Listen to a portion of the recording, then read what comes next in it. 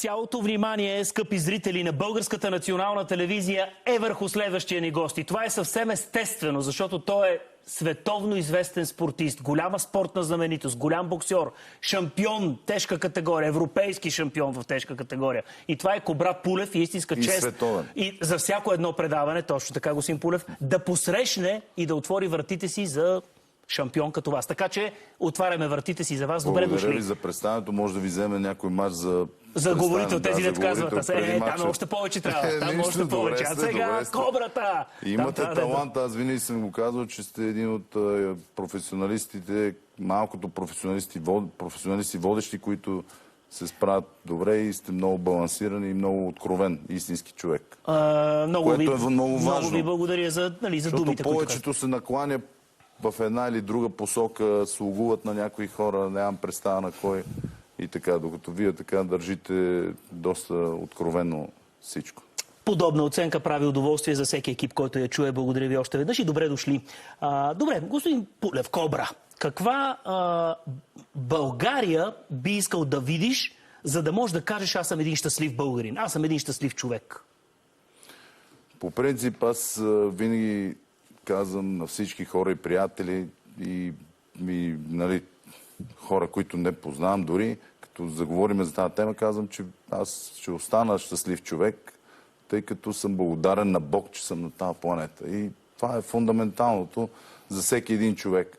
Аз ги наблюдавам по улиците или където иде да видите хора, имат всичко, обаче намръщени, студени, не могат да се усмихнат, което е малко или много показва липсата на интелект, защото човек трябва да е благодарен, че все пак всеки Божи ден е на тази земя.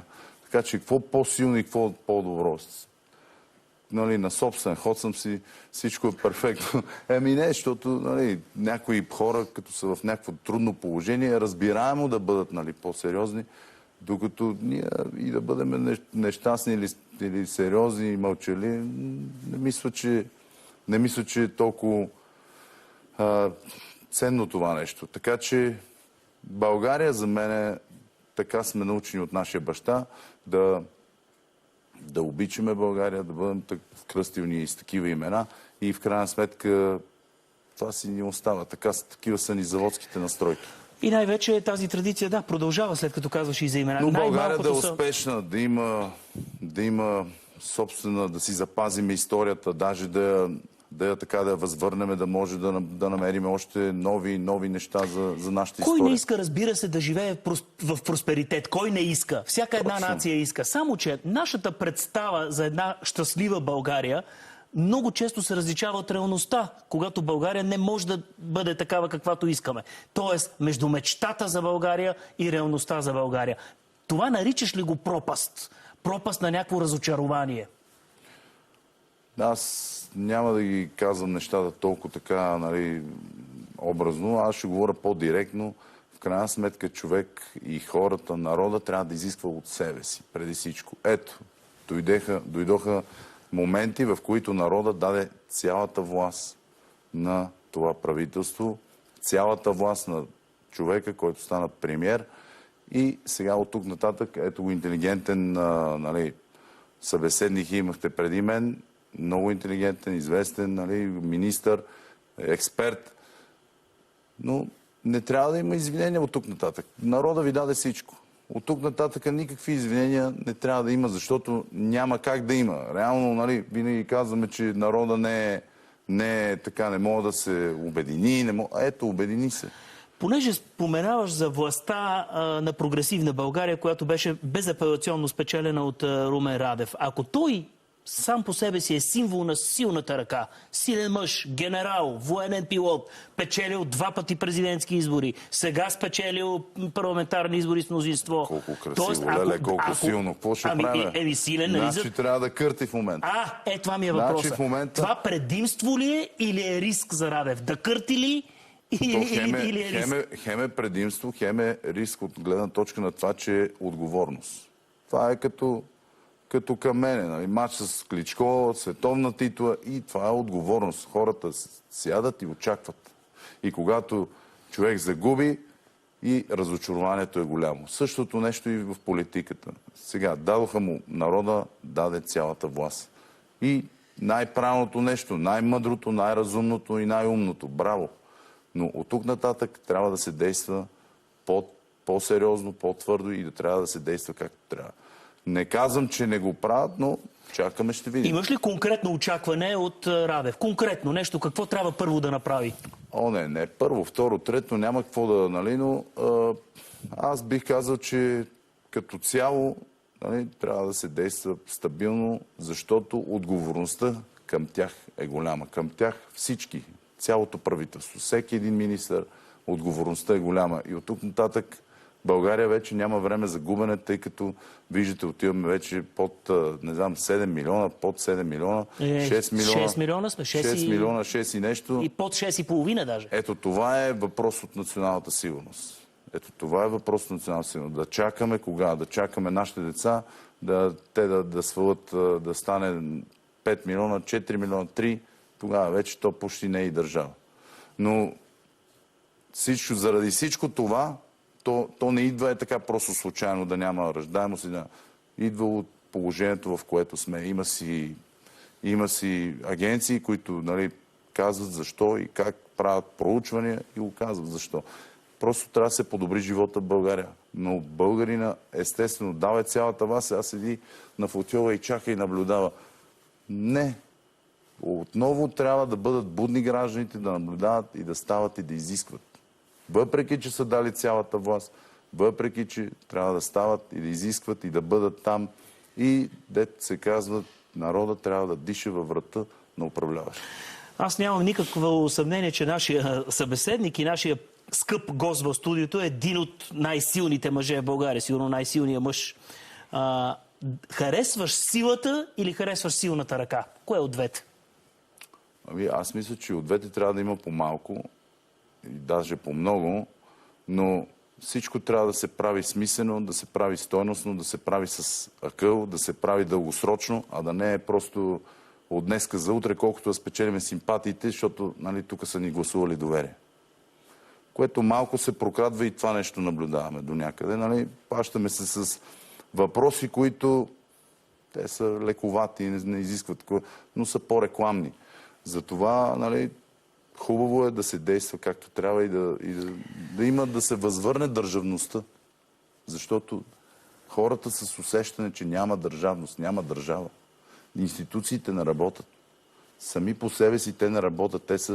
Те са за това, че имаше, може би, не знам, 5-7 години политическа криза и смятам, че трябва в момента България да потегне в една Добре, правейки тази посока. оценка за държавността, че тя трябва да се върне и че много институции не работят и че едно общество е много разделено. Правейки тази оценка, имаш ли пример на възмущение? Нещо, което казваш, как е възможно да се случва? Какво? Много ли е? Какво? Варненски град изниква. Много са примерите, не знам какво вижте, става. като погледнем в цял свят е подобна ситуацията. И е наистина, гледаме някакви театри се разиграват, лидери се събират, крият си някакви фолийки, там си правили са, чертали са, какво за прави. Изобщо абсолютни театри, нали, казваме, че едни са нарочваме ги, че едни са агресори, в същото време те го правят двойно или тройно по-мощно същото нещо. Нали, викаме крадеца, вика дръжте крадеца. Това е във всеки един спектър на живота го наблюдавам и в много хора. Нали, казват, това е така, пък той същия. И структурно, междудържавно е горе-долу същото положение. И то не е само България. България е олицетворение, но аз смятам, че България трябва да запази духа си, да запази любовта си и не само, да дава на света.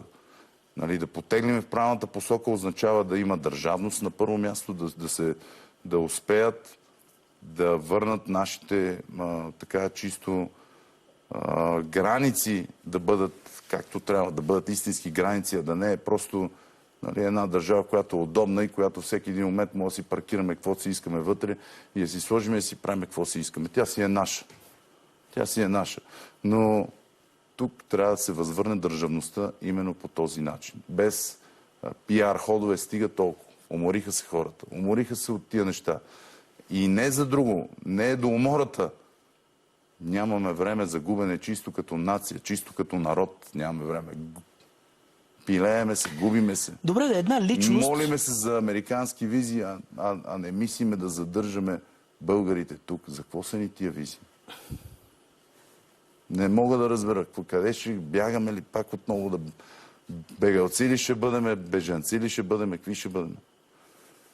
Нали, нека да се помолиме да си оправиме вътре нещата. Нека да се помолиме на Бог и да помолиме към себе си, да искаме от себе си да оправиме вътре нещата в държавата, за да може държавата, що годе, да има някакво независимо управление, което горе-долу, нали? Ние сме част от големия свят.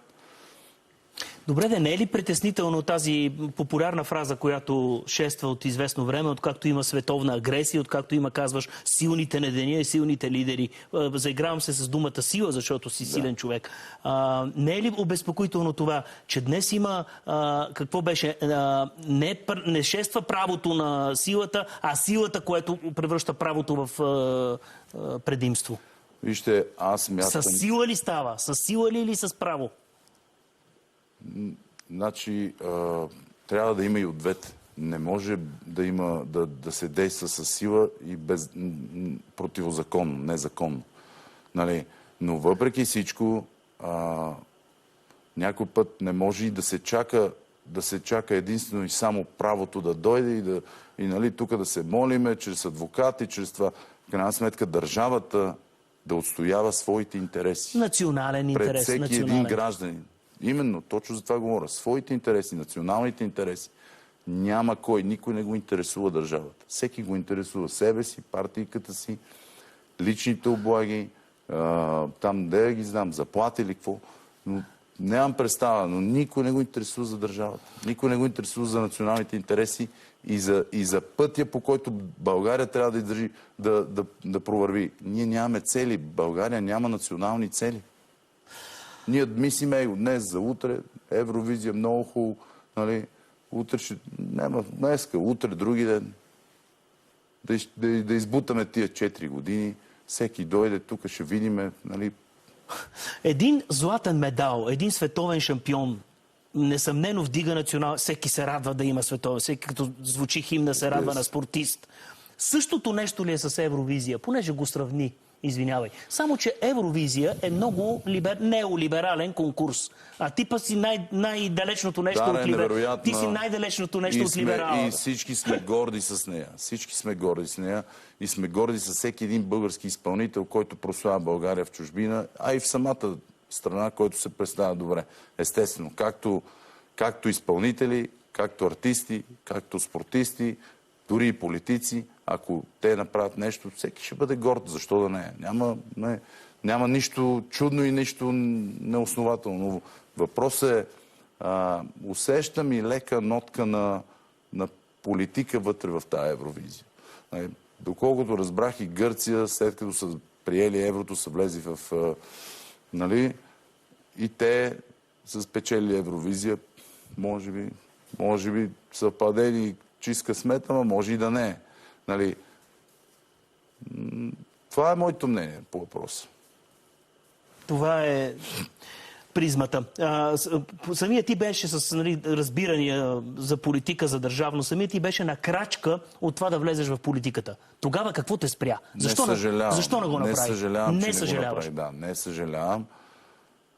Тъй като за мен и тогава, и сега подобно нещо не е за мен самия, не е за кобрат, не е за неговото семейство, за брат му или за сестра му или за някой друг, а то е за народа и за България. И реално аз, където и каквото и да правя от подобен тип, ще направя за България. Реално за народа. И тогава, нали, в крайна сметка, човек винаги е по-добре да... Когато види, че не би могъл да направи това, което иска и не би могъл да бъде толкова ефективен в даденото нещо, което тръгва да прави, по-добре да не го прави. Когато човек се чуди, по-добре да изчака. И тогава аз не бях сигурен, че можеше да има такъв ефект от моето появяване в политиката и затова изчаках и нямам и такива стремежи, купнежи и така. Естествено, ако с нещо мога съм полезен, дали политически, дали извън политически, дали социално, аз съм винаги на линия. И се радвам, защото смятам, че това е много смислено, тъй като да си направим нашите домове, семейства, това е минимум, което всеки един човек нормален трябва да направи, но да бъдем полезни на обществото, това е възвишеното, това е висшата цел и висшата идея. И именно заради това винаги съм се радвал и не съм гледал, тренирал съм без една стотинка години наред. Години наред Дворазово. Ако знаете какво е, пробвайте да тренирате една седмица Дворазово, да видите как ще се чувствате. Съм го правил от това да отидем и да дигнем българския флаг. И това е било за мен щастието и чисто морално, чисто ценностно да го дигна и да се почувствам горд. Това е най-силното. Сега, вие сте добър баща, добър чичо на децата на Тервел. Поне, така си мисля. Така да, искам да кажа голямо семейство. Па се знатни имена, пък Калоян, па Спарух, па Спартак. Хубаво е да има големи семейства. Да. И говорим за това, че се топим като нация. Ето, и като гледа, точно за това казвам, че сте пример за друг вид семейство. Не може да говориме само и да вземем знамето на България, а пък в личен план да изоставаме. И като гледате поколението тъкмо и на вашите деца, и на вашите племеници, като го гледате, и въобще на всички млади хора на улицата навън, спокойни сте за това бъдеще, че ще върви в сигурни ръце? Не, със сигурност не. Не, тъй като по бъдещето, вижте китайците, аз чета китайците, за тях 100 години са като 5. До такава степен. Така се гледа на времето. Реално ние, за да сме спокойни, трябваше 95-та година да са сложили началото на нашето бъдеще. Как може да имаме визия за след 100 години? Как може да имаме национална визия за след 100 години? Като казваш, ние живеем ден за ден. Ето. Иначе може. Може да имаме визия за след 100 години и тя може да се направи, но не знам как да се направи от българи. Тъй като, за съжаление, технологиите, развитието на света върви в технологичен процес много силно, но чисто ценностно, морално, ако говорим специално за България, ние много изоставаме. Даже вървим надолу. Не сме се задържали на една равнина дори. Аз сме тръгнали надолу. Голям дебат има в момента за социалните мрежи и младите хора. Дори вече има готов български законопроект да се ограничи социалните мрежи за тинейджери, за млади хора. По Европа ги има, в Австралия ги има. Какво смяташ за тази дигитална действителност, която ни заобикаля? Нещо повече. В Благоевград тежък инцидент. Млади те тинейджери обаче разпространяват дрога. Въобще може ли този процес да се овладее? Аз ще отида малко в по-друга посока, защото за всичко това не смятам, че до такава степен трябва да го регулира държавата, а по-скоро да го контролира вътре, да бъде в семейството. Реално семейните ценности, семейната среда, семейството, чисто държавнически, дори ако се погледне, да се обърне повече внимание на семейството и как да се подкрепят здрави семейства, които да произвеждат качествени деца и качествени хора, качествено бъдеще. Това е истината. Значи, без здраво семейство няма как. Много трудно. И има си механизми, по които държавата може да подкрепя. Тя не може да се намесва вътре в семейството, но механизми, по които държавата да подкрепя подобен тип семейства и даже многочленни семейства да се дават още по-големи и социални помощи, и социални придобивки, които те да усвояват и да имат смисъл да правят това нещо. Да имат смисъл да се задържат по този начин и да правят качествени хора. Това е също всеки един човек, той трябва да го направи по някакъв начин. Последен въпрос имам. Кое е най-силното чувство на Земята? Вие знаете какво ще отговоря. Любовта. Любовта? Да, любовта то е закон, природен закон. И когато човек има любов, никога не може да изпусне нищо и никой. Някой казва ми, тя ми взе мъжа, ма никой не може да ти вземе мъжа. Ма никой не може да ти вземе мъжа. Вие си ги давате. Нали, и съответно обратно и жената. Нали, да взеха ми. Не, ама, то си го даваш. Реално любовта, когато човек... Това е природен закон, не го казвам случайно. Когато човек е влюбен в една кола и я иска, а пък оня другия му я писнава и я продава и по закона на привличането той ще я придобие и ще й се радва. Ето го. Това е хармонията на живота. Любовта. Закона, природен закон. Това е природен закон на нашата планета. Любовта. Любовта, когато има любов, всичко се случва. Когато се поизбледнее любовта, почват драмите, почват проблемите, така че хората да се обърнат и да мислят как да задържат любовта между тях си. Как да, или да я възобновят, или да я... Макар че, нали, чета и други автори по тази тема, казват, нали, един от най-големите грехове е да възобновиш стара любов. Най-хубавият начин, по който можехме да свършим е темата за любовта. По какъв друг начин? Големия шампион Кубрат Пулев в нашото студио. Аз ви благодаря за участието.